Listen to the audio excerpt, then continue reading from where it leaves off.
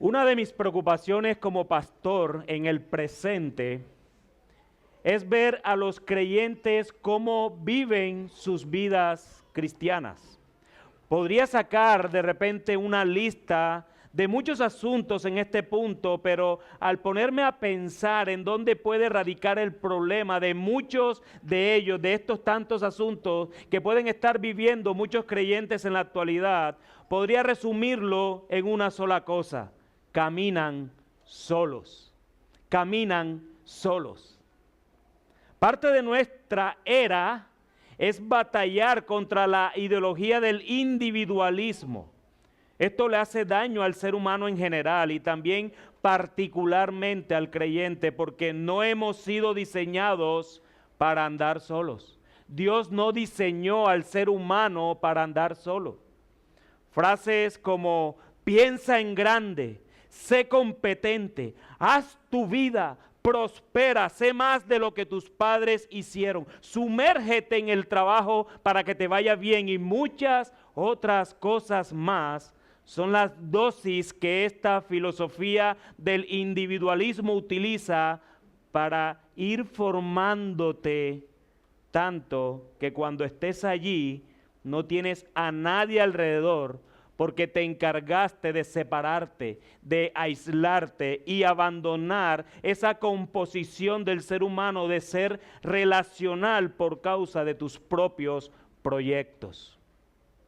Este juicio que Dios hace a esta nación me hizo meditar en esto porque a veces comenzamos llamando a lo malo bueno y a lo bueno malo, y normalizamos este aspecto del individualismo y el tú puedes solo, como si esto fuera bueno para el ser humano y para el creyente de manera particular dentro de la iglesia. Si Dios juzgó a esta nación por este motivo, amados hermanos, visitas y amigos que estás aquí, debemos estar atentos como cristianos de no caer en lo que Dios juzgó a esta nación.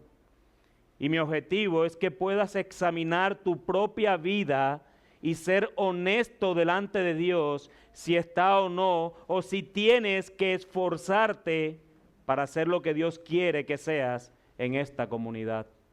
Y por eso he insistido muchas veces y a través de todos estos domingos en la tesis que he planteado para ustedes. Cada juicio que Dios emite sobre la creación y sus naciones deben llevar a la iglesia a procurar la santidad en todas las áreas de la vida. Y el individualismo, amado hermano que estás aquí, créeme, te va a hacer difícil tu santificación, porque Dios te ha creado para que vivas en comunidad. Y yo quiero que veamos primero quién es el objeto del juicio, ya adentrándonos en el texto. Dice el versículo 28, una vez más en la parte A solamente, dice, acerca de Cedar y de los reinos de Azor. Es evidente que el objeto del juicio es Cedar y los reinos de Azor, los cuales quizás eran originalmente cananeos del reino de Azor en el norte de Canaán, el cual tenían a Javín por su rey, pero que siendo expulsados de allí, se establecieron en los desiertos de Arabia y se asociaron con los cedarenos, con los de Cedar. El nombre Cedar significa oscurecido, estar triste, estar turbio, encapotarse, ocultarse. Cedar era el segundo hijo, si bien lo recuerdan, de Ismael. Así que se puede deducir que esta nación proviene de él, de ese linaje, y eran una tribu de nómadas que siempre vivían en el desierto al norte de Arabia. Así que un pueblo oscurecido, juntado con reinos que habían sido desplazados siglos antes por oponerse a Israel y que fueron despojados anteriormente, es ahora el objeto del juicio de Dios. Estos dos pueblos, Cedar y los reinos de Azor. Y ahora bien, ¿cuál es el instrumento que utiliza el Señor una vez más para el juicio de estas naciones? Noten lo que dice el versículo 28 en la parte B, que derrotó Nabucodonosor, rey de Babilonia, así dice el Señor. Y noten lo que dice el versículo 30, escapen, Huyan, moren en las profundidades, habitantes de Azor, declara el Señor, porque Nabucodonosor, rey de Babilonia, ha concebido un plan contra ustedes, ha trazado un designio contra ustedes. El profeta deja claro desde el inicio el instrumento de juicio y señala directamente el nombre del rey, Nabucodonosor, rey de Babilonia, quien por la historia que hemos visto hasta hoy durante estos 49 capítulos es el siervo de Dios que ha utilizado para el cumplimiento de sus juicios, tanto de su pueblo y de las naciones que están alrededor, y aún de las naciones que están lejanas, como lo estaba Cedar y Azor. Esta, por ejemplo, estaba lejos del pueblo de Israel. Sin embargo, no estuvo fuera del radar de Dios, quien está a cargo. Es el autor intelectual de estos juicios que son justos. Así como Dios hizo juicio ante poderosas naciones como Egipto, de la misma manera lo hizo ante naciones débiles como Cedar y los reinos de Azor. Y yo quiero hacer un paréntesis pequeñito aquí, porque fíjense que este pueblo, Cedar y Azor, los reinos de Azor, estaban lejos. Ellos creían que nada ni nadie los podría tocar por allá. Nadie se acuerda de nosotros. Aquí no hay un Dios que nos pueda gobernar. ¿Y por qué digo esto? Porque aquí hay muchas personas y pueden estar entre ustedes que creen que porque se acercan a la iglesia están más cerca de Dios necesariamente, y no es así. Y entonces no van a la iglesia porque sienten que ir a la iglesia es comprometerse con Dios, como si Dios necesitara tu compromiso. Y entonces te mantienes alejado, por allá lejos donde nadie te ve y te oculta, que ni vengan mis familiares a predicarme. Nadie entiende esto, yo vivo mi vida sola. Bueno, déjame darte una mala noticia, amigo, ahí está Dios también, aunque tú no lo quieras creer. Porque es que Dios no está porque tú lo quieras creer, Dios está porque Él es Dios.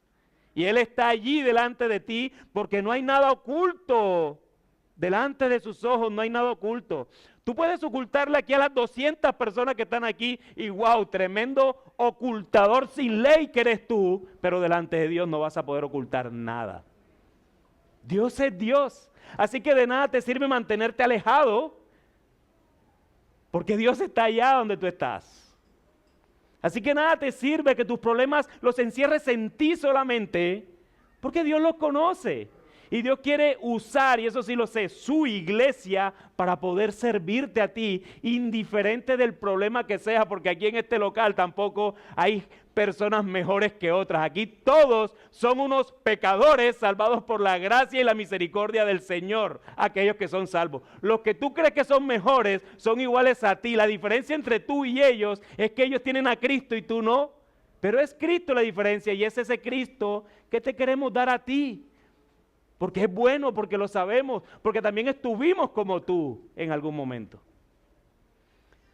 Así que estar lejos, no te creas que te mantiene lejos de Dios. Dios está allí viéndote. Sin embargo, a pesar del juicio inminente de Dios, cierro paréntesis. A pesar del juicio inminente de Dios sobre esta nación por medio de Nabucodonosor, da una nota de advertencia a esta nación. Si ustedes lo notaron, les dice que huyan, les anticipa que Nabucodonosor irá contra ellos, que ha hecho ya un plan para ir contra ellos y destruirlos. Así que si bien percibimos que el juicio viene de Dios, el mismo Señor misericordioso les advierte antes de que llegue el rey de Babilonia para que puedan huir del lugar a donde se dirige este rey. El Señor lanza un juicio contra Cedar y Azor. Manda a Nabucodonosor, así Nabucodonosor no crea que es mandado por Dios. Y le dice al pueblo, para allá va Nabucodonosor. ¡Qué misericordia del Señor! ¡Qué amor del Señor por esta gente finalmente! Es mirar sus atributos obrando al tiempo en contra y a favor de Cedar y de los reinos de Azor. En sus juicios hay misericordia, lo que pasa es que muchas veces no lo vemos porque nos centramos más en nosotros mismos y no en Dios. Cuando hay una disciplina del Señor en contra de nosotros, nos enfrascamos más en nosotros que en el amor de Dios en medio de esa disciplina, porque si esa disciplina te está acercando más al Señor, eso es amor de Dios por ti. Así tú no lo veas. Pero ¿cuál es el detalle del juicio? Porque ya vimos quién es el objeto, ¿verdad? Ya vimos entonces quién es el instrumento que Dios usa, que ha sido el instrumento que ha utilizado durante toda la profecía. Y ahora, ¿cuál es el detalle del juicio? Noten lo que dice el versículo 28 en la tercera parte. Levántense, suban a Cedar y destruyan a los hijos del oriente. Versículo 29. Sus tiendas y sus rebaños serán tomados. Las cortinas de sus tiendas, todos sus bienes y sus camellos se los llevarán. Y miren el versículo 32. Sus camellos serán el despojo y la multitud de sus ganados el botín. Esparciré a todos los vientos a los que se rapan las sienes, y de todos lados les traeré su ruina, declara el Señor. Y Azor será guarida de chacales, una desolación para siempre. Nadie habitará allí, ni residirá en ella, hijo de hombre. Así que lo primero que notamos de estos textos leídos es que quien da la orden de la destrucción es Dios mismo, ¿verdad?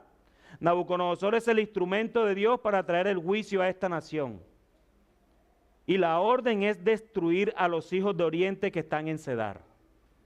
Lo segundo que podemos notar es que el trabajo, si es que se le puede considerar trabajo a esto, del rey de Babilonia es demasiado fácil, pero demasiado fácil. Es la mayor potencia destructora de la época frente a la nación más vulnerable de todas. ¿No lo notaron? Es una nación que por la descripción del juicio no tiene edificación, no tiene murallas, no tiene ni siquiera puertas, no tiene cerrojos. Son tiendas y dentro de las tiendas las paredes son cortinas. ¿Lo notaron? Será tomado todo esto, tanto las tiendas como las cortinas, y serán despojados de todo, de absolutamente todo esto. También se llevarán el mayor botín de esta nación, sus camellos y la multitud de sus ganados. Sus riquezas no estaban en dinero, sino en bienes animales. Sus tesoros eran los ganados que tenían en la tierra. Entonces la destrucción que Dios manda a Cedar no se trata necesariamente de muerte a las personas, si lo han notado. En este caso particular, destruirlos estaba determinado por tres cosas. Uno, despojarlo de sus camellos, el cual significa que quedarían sin transporte. Quitarle sus ganados, el cual significa que quitarían su empresa. Y esparcir a los habitantes por todos lados, por los cuatro vientos. Ese era el juicio. Los habitantes de Cedar y los reinos de Azor tenían por costumbre religiosa raparse la cabeza, y por eso el Señor los llama así, y dice que ellos serán esparcidos por toda la tierra, los cuatro vientos. No se dice que alguno de ellos morirá, pues no intentarán presentar ninguna resistencia. ¿Qué resistencia puede presentar este pueblo tan débil delante del hombre más poderoso y más perverso de la historia del mundo conocido? ¿Qué resistencia podrían mostrar? Ninguna. Y sus tiendas y rebaños aceptarán como un rescate por sus vidas, pero serán desalojados y dispersados, aunque ahora moran en lugares más alejados, fuera del camino, y por tanto piensan que fuera del alcance del peligro. Sin embargo, ahora serán esparcidos por todos los vientos en todas las partes del mundo. Aquellos que estaban esforzándose en su propia habitación, en ser individualistas, en no congraciarse con las demás naciones, ahora serían esparcidos hacia todas las naciones.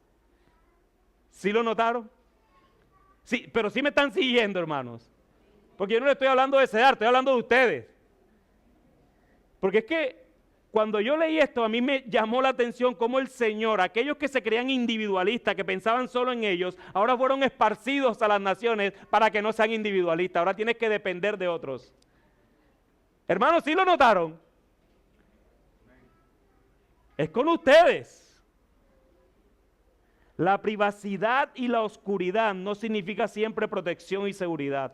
Muchos que pretenden ser extraños al mundo pueden, sin embargo, por providencias inesperadas, ser obligados a entrar al mundo. Y aquellos que viven sumamente retirados pueden tener la misma suerte que los que se lanzan y están más expuestos. Podemos notar que la destrucción entonces en este caso tiene que ver con lo que sentían seguridad y fueron despojados. No tiene que ver necesariamente con la muerte, pero puede ser más devastador que eso. Tal vez la muerte para estos habitantes era un favor, porque vivían aislados, nadie los iba a llorar, no le iban a hacer falta a nadie, era un pueblo allá solo. Y morir era fácil porque nadie los iba a extrañar. Pero resulta que el juicio que Dios les da es que no van a morir, ahora los voy a mandar para que dependan de otros y no sean tan individualistas. Te han quitado lo que tanto amabas y en dónde has puesto toda tu identidad. Así que hermano y amigo, ojo con esto. Cuidado, tú estás poniendo tu mayor amor a cosas que el Señor de manera voluntaria y sin pedirte permiso te puede quitar. Tú no estás seguro en nada. La única seguridad que nosotros tenemos es Cristo, nada más. ¿Y cuál fue la reacción de la nación objeto del juicio? Dice el versículo 29 en la parte C, y gritarán el uno al otro, terror por todas partes. La desesperación y la falta de una salida buena para los habitantes de Cedar y los reinos de Azor es inminente. Serán testigos de su propia destrucción y huida. No tendrán que experimentar la muerte, pero sí la pérdida de toda la seguridad que podían tener en su carácter y en sus bienes.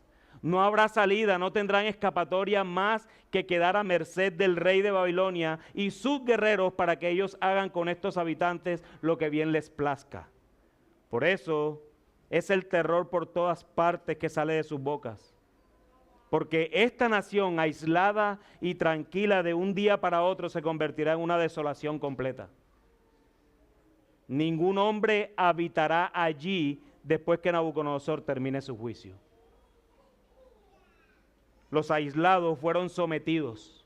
Los individualistas fueron forzados a irse a las diferentes naciones y lugares en el mundo conocido. Su fortaleza ahora es su debilidad. Cuando alguien es despojado de las cosas en donde ha puesto sus fortalezas, entonces se siente desprotegido, vulnerable y pequeño. El grande rey de Babilonia destruyó a la pequeña nación de Cedar.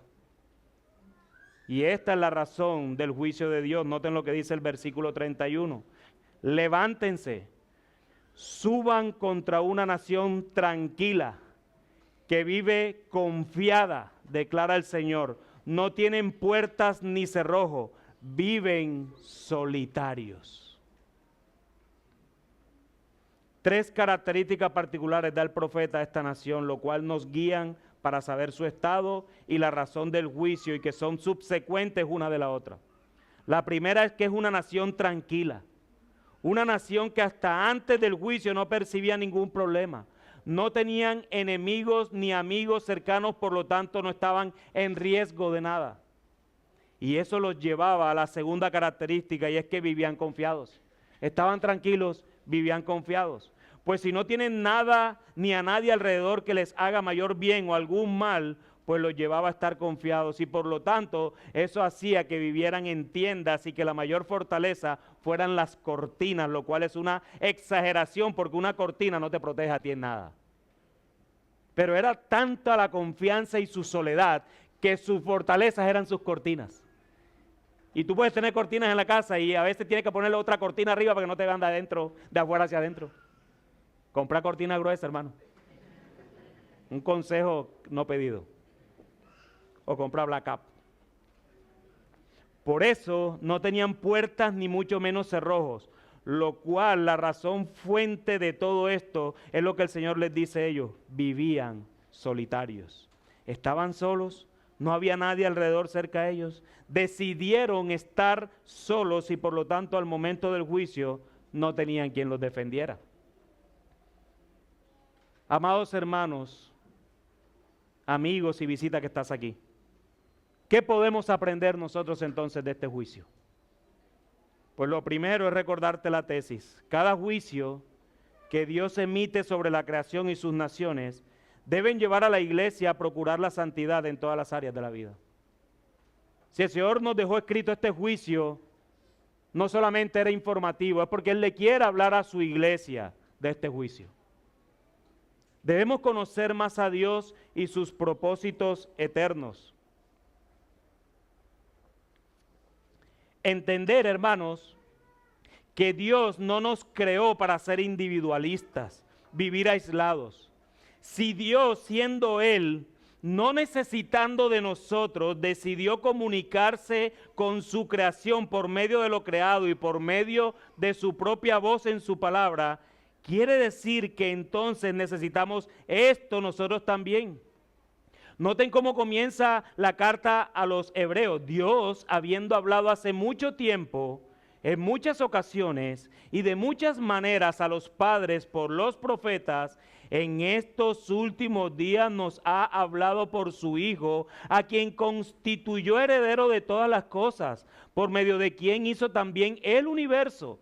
Él es el resplandor de su gloria y la expresión exacta de su naturaleza y sostiene todas las cosas por la palabra de su poder.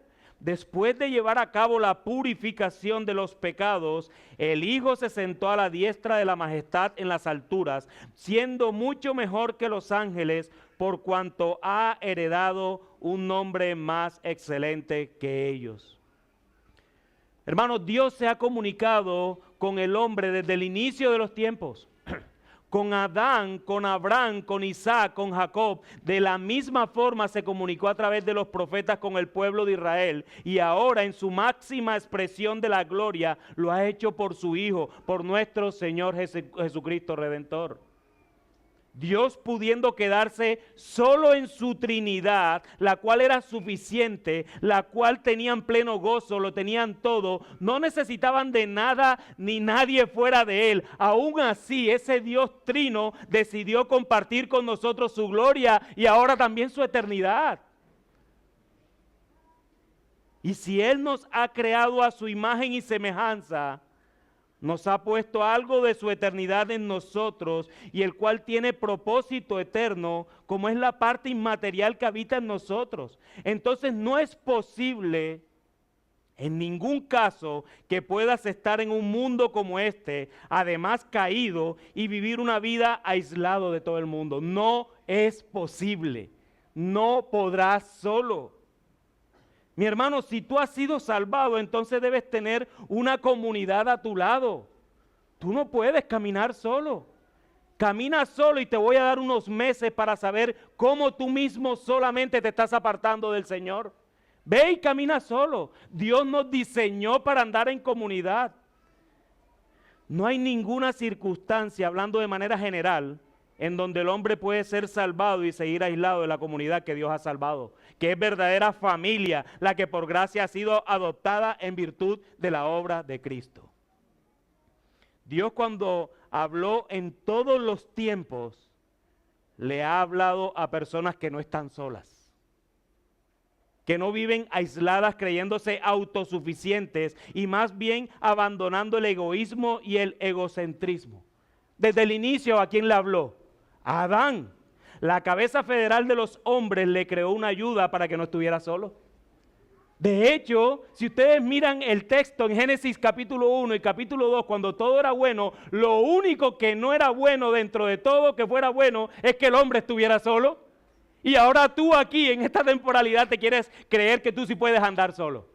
Cuando en la creación, escucha bien, Génesis 1 y 2, cuando todo era bueno, Dios declara y dice, pero no es bueno que el hombre esté solo. No es bueno. Abraham no fue sacado de su familia para aislarse, no. Fue sacado para que se formara una familia más grande que fue diferente. Luego Dios pone sus ojos sobre una familia que pronto se convertiría en una nación, Israel. Y así lo vemos por todo el Antiguo Testamento. A pesar del pecado de este pueblo, siempre tanto juicios como bendiciones eran colectivas.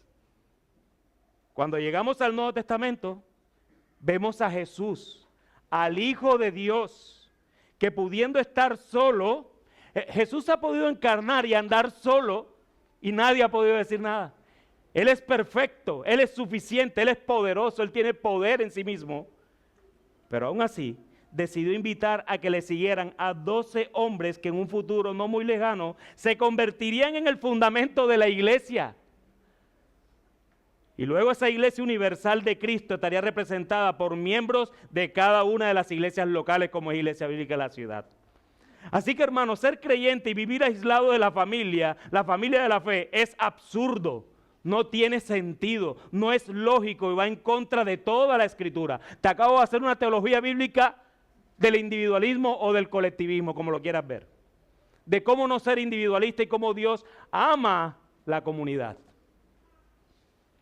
Vivir aislado, hermano, es decir que no necesitas a nadie, que eres autosuficiente, que no quieres sacrificio, que no estimas a nadie, que eres egoísta, que eres individualista y estás apoyando la ideología de que solo estás mejor. El propósito de Dios desde el principio fue compartir con nosotros, a pesar de que Él no necesitaba compartir nada con nosotros. La caída perjudicó el propósito, pero no lo cambió, porque de igual manera siguió comunicándose con nosotros. Y si miramos la eternidad, entonces observamos que ese propósito se expresará de manera completa. Habitaremos con Él y Él morará entre nosotros para siempre como su pueblo y Él como nuestro Dios. Ahora, mi hermano, si ese es el propósito de Dios, ¿quién te crees tú para cambiarlo? ¿Quién te crees tú para cambiar el propósito de Dios? La comunidad no solo es importante, sino que también muy necesaria para crecer en santidad. El individualismo te aleja, te aísla, la comunidad te acerca, pero te santifica. Sin temor a equivocarme, muchos de los pecados que hemos cometido en nuestras vidas de creyentes es porque caminamos solos, porque creemos que no necesitamos a nadie, porque nadie te puede cuestionar nada, porque no queremos ser confrontados por la palabra de Dios, porque no nos gusta incomodarnos, sino estar cómodos en nuestra propia sabiduría y creer que así vamos bien. Mi hermano, mi hermana, ten cuidado porque ese no es el plan de Dios para la iglesia. No. Los ojos de Dios están sobre su iglesia en este mundo. La iglesia debe ser para ti ese pedazo de cielo mientras llega el cielo a nosotros, mientras el Señor vuelve por segunda vez. Pero cuando Dios ve una de sus ovejas aisladas, apartadas, descarriadas, entonces va por ellas con disciplina, el cual puede ser hasta fuerte para ti. Hermano, yo no te voy a asustar, pero la disciplina del Señor puede ser hasta la misma muerte. Antes de que peques más, te quita la vida, pero el Señor, no tú. Si tú dices ser creyente y te has mantenido alejado de la grey de Dios, déjame decirte que tú estás equivocado. O tu Dios es diferente al Dios de la Biblia. No puedes decir que eres creyente y te mantienes aislado. Tengo la necesidad de advertirte que ese Dios en el que crees no es el Dios de la Biblia que ha salvado a personas individualmente para unirlas a un redil que Él cuida a través de pastores y miembros de la iglesia. Lo que pasa es que no vivir aislado implica que debes morir, sacrificar, incomodarte, ceder, tolerar, compartir. Y ese es el costo, pero es bueno para tu alma, es bueno porque realmente crecerás y no vivirás pasmado espiritualmente. No hay manera de crecer solos en la fe. Puedes leer, puedes tomar un libro de teología sistemática y aprender. Puedes estudiar en cualquier seminario, el mejor seminario teológico del mundo conocido. Puedes estudiar donde tú quieras, pero si te mantienes aislado de la iglesia local, no vas a crecer. Va a hincharse tu cabeza y tu corazón se va a pasmar.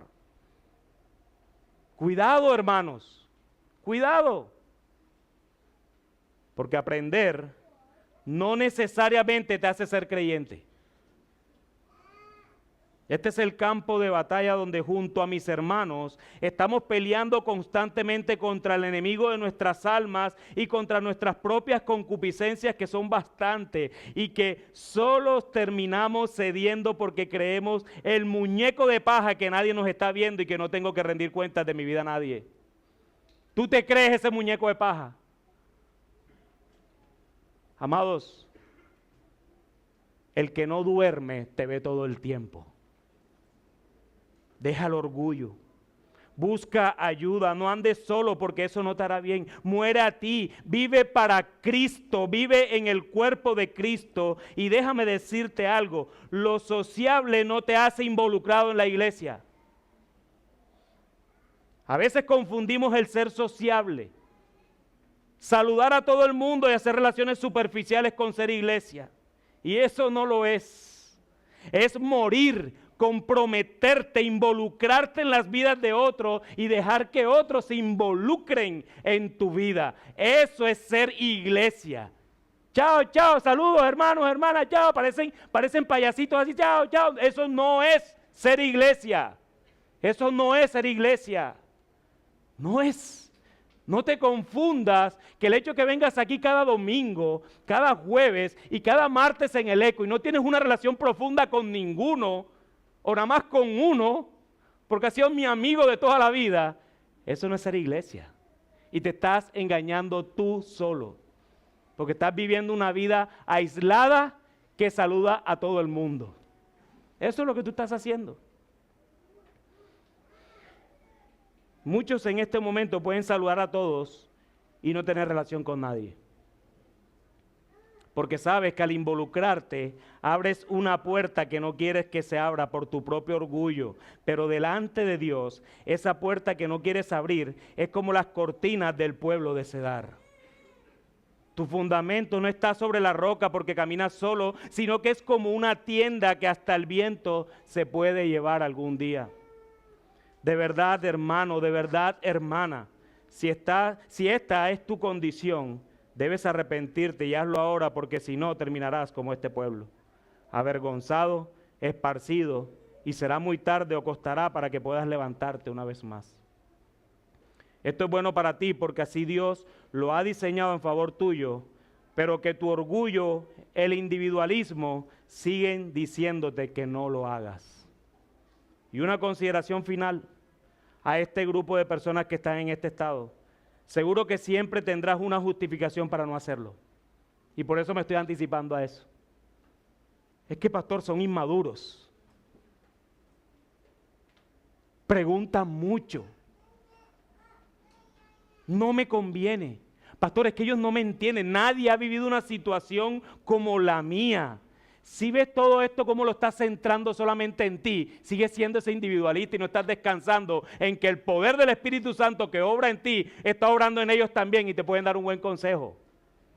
Pero ese individualismo no te deja. Hermano, abandona eso ya, que eso no te va a traer bien a ti.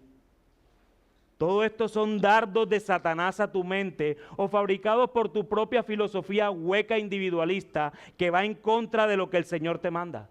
Ser individualista, amado, amada, es estar en desobediencia abierta delante de Dios. No hay opción para ti.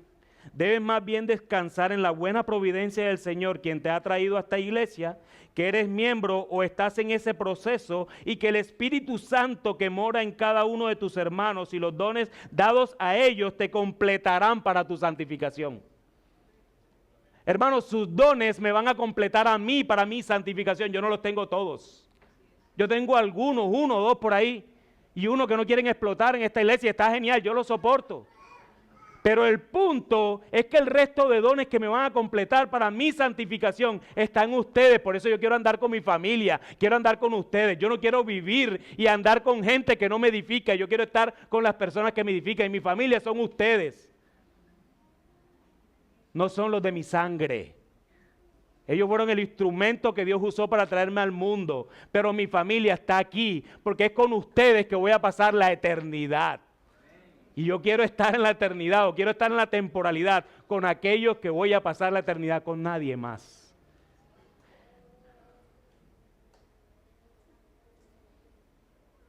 Eso hace parte del discipulado cristiano, el cual termina. ¿Sabe cuándo termina el discipulado cristiano? Cuando mueras o cuando Cristo vuelva por segunda vez.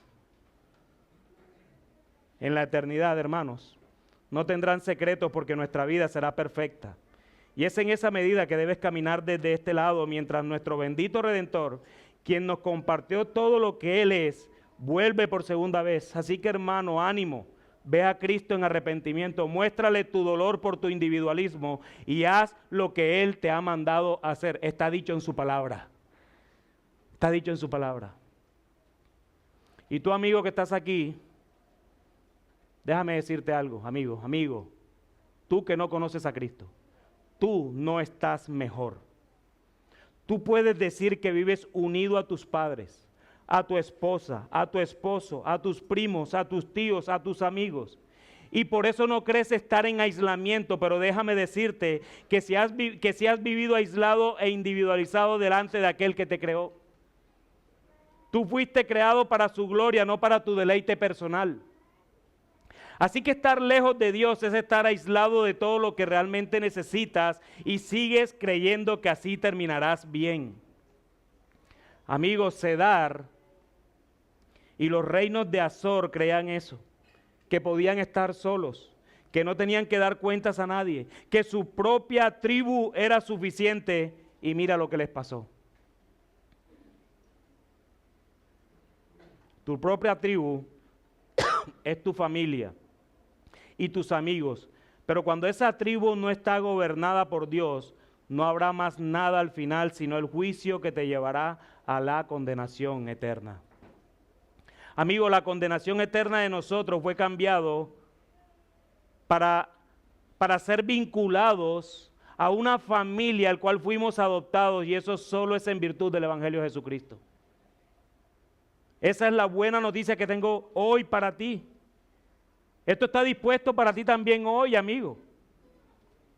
Arrepiéntete de tu orgullo y de tu individualismo, de creerte sabio en tu propia opinión, de ser necio y creer que solo puedes, y mira a Cristo como tu Salvador y Señor. Sométete a Él para que puedas vivir como Él ha determinado que lo hagas. Ruego al Señor por ese milagro para ti hoy. Que no hayas venido a este lugar por un milagro financiero. Que no hayas venido a este lugar porque se restaura alguna relación personal que tienes que está mal en estos momentos. Mi ánimo es que puedas ver que tu urgencia es la relación con Dios. Esa está quebrantada por tu pecado y solo puede ser restaurada cuando crees en el Evangelio, nada más. En que Cristo se humilló hasta lo sumo, haciéndose hombre, y murió como un maldito colgado en un madero para venir a salvar pecadores, amigo, como tú y como yo. Vale la pena, amigo. Sé que ahora no lo ves porque estás sumergido en ti. Tu mundo está sentado en ti, tú eres el centro. Pero sé que es bueno porque muchos aquí estábamos como tú ahora. Amigo, Cristo es suficiente. Cristo es fiel. Cristo es lo único que necesitas, así no tengas más nada. El Señor bendiga su palabra. Amén.